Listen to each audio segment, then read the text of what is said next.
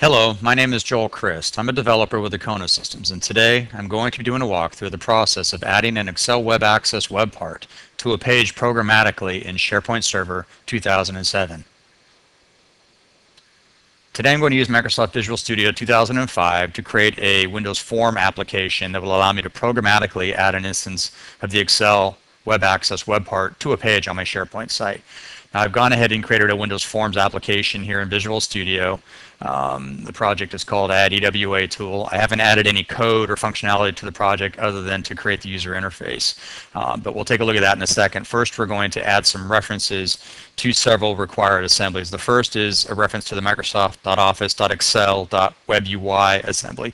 We need to add a reference to this assembly so we can get access to the Excel Web Renderer class, which will allow us to work with the Excel Web Access web part. So I'm going to come in here on the Solution Explorer, right-click on the project name, and choose to add a reference. Now, by default, the Office.Excel.WebUI assembly does not show up in the .NET tab. So I'm going to browse for it. It's located in the Global Assembly cache. Under here, under Microsoft.Office.Excel.WebUI, this version of it here. So I'm going to go ahead and specify the path to the assembly that way. Click OK, and Visual Studio adds the reference to the assembly. Now I also need to add a reference to the SharePoint Services assembly because we're going to need to work with some of the web part management stuff in order to be able to add the web part to a page. So I can browse for that here on the .NET tab. I'm going to come down here and select SharePoint Services. I also need to, while I'm in here, add a reference to system.web. So with both of those selected, I'm going to say OK. OK, and Visual Studio goes ahead and adds the necessary references. OK, now that we've added the necessary references, we can add some code to our application. So I'm going to come in here and open up the form so we can take a look at the user interface. And we've got a really simple form here with 3 text box controls to allow us to specify the URL of the page we want to add the web part to, the URI of the workbook that we want to have the Excel Web Access web part render, and then the zone ID, the ID of the web part zone that we want to add the web part to. And then we've got a button down here to kick off the whole process. So I'm going to double click on that. And we go ahead and get taken down here then to the body of the button click handler. But before we add the code to that, we're going to add some using statements. Okay, so we add using statements for the SharePoint web part pages, SharePoint administration, and Office.Excel.WebUI namespaces. And that's so that we can work with the classes and types in these namespaces without having to specify the fully qualified namespace paths.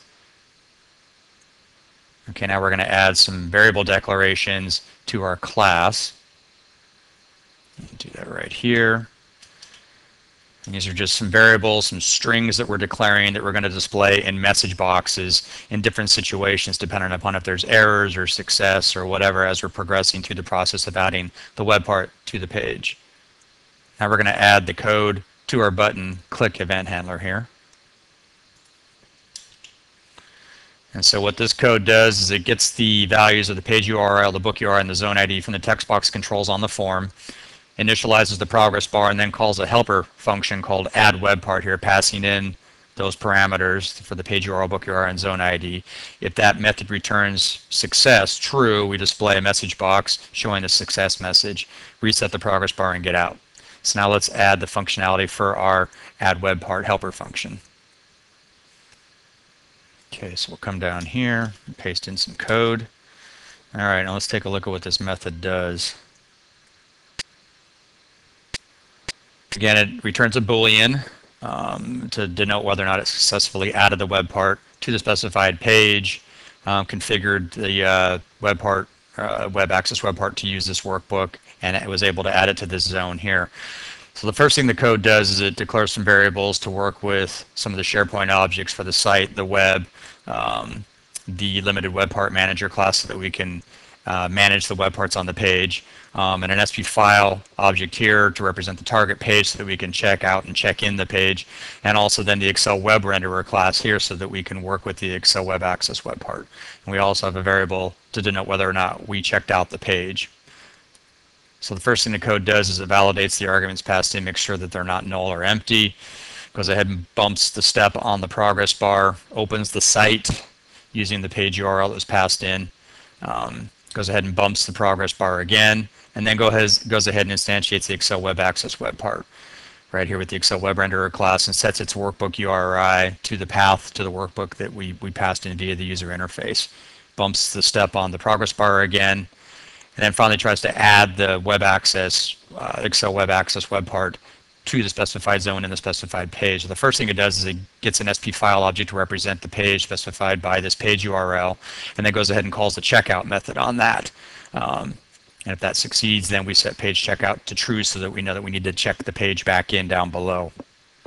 And then we go ahead and get an instance of the limited web part manager class right here, specifying personalization scope of shared, and then we go ahead and make the call to the add web part method here, specifying our instance of the Excel Web Access web part, and also then the ID of the zone that we want to add the web part to.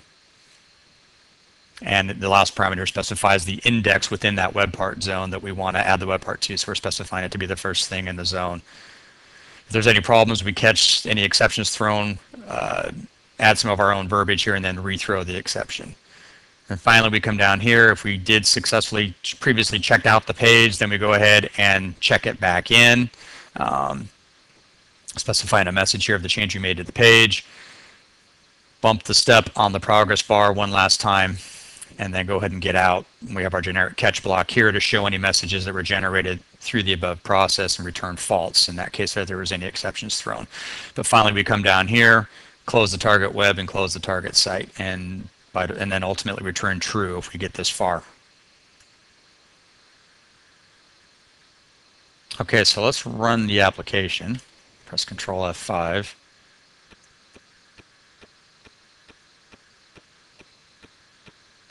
Okay, now the application comes up. You see our user interface here. Now we need to specify the URL of the page we want to add the web part to. So I've got a SharePoint site over here, a publishing site that I've created. Doesn't have anything on the home page for right now, but we're going to use that for the URL of the page that we want to publish the web part to or add the web part to. We need to specify a workbook URI. Now I've got an Excel workbook over here in the Document Center. So what I can do is I can come in here now and I can copy the shortcut to that. Come back over here. Specify our workbook URI, then the URI to that. And for the zone ID, I'm going to place this in the left column zone.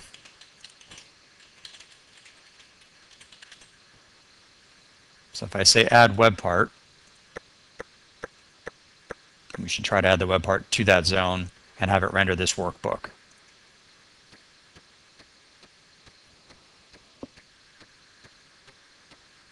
Okay, and it says that the web part was successfully added. So now if we come over here and we refresh our page, okay, we're getting our Excel Web Access web part rendered. And it looks like it goes ahead and rendered our workbook just fine. So it looks like our code did what it was supposed to do, was successfully able to add an instance of the Excel Web Access web part to that zone on the page and have it render our target workbook here. So by using Microsoft Visual Studio 2005 and working with the Excel Web Renderer class and several of these SharePoint web part management classes, it was very easy for us then to add some code to a simple Windows Forms-based application that allowed us to programmatically add an instance of the Excel Web Access web part to a page on our SharePoint site and have it render the contents of a workbook.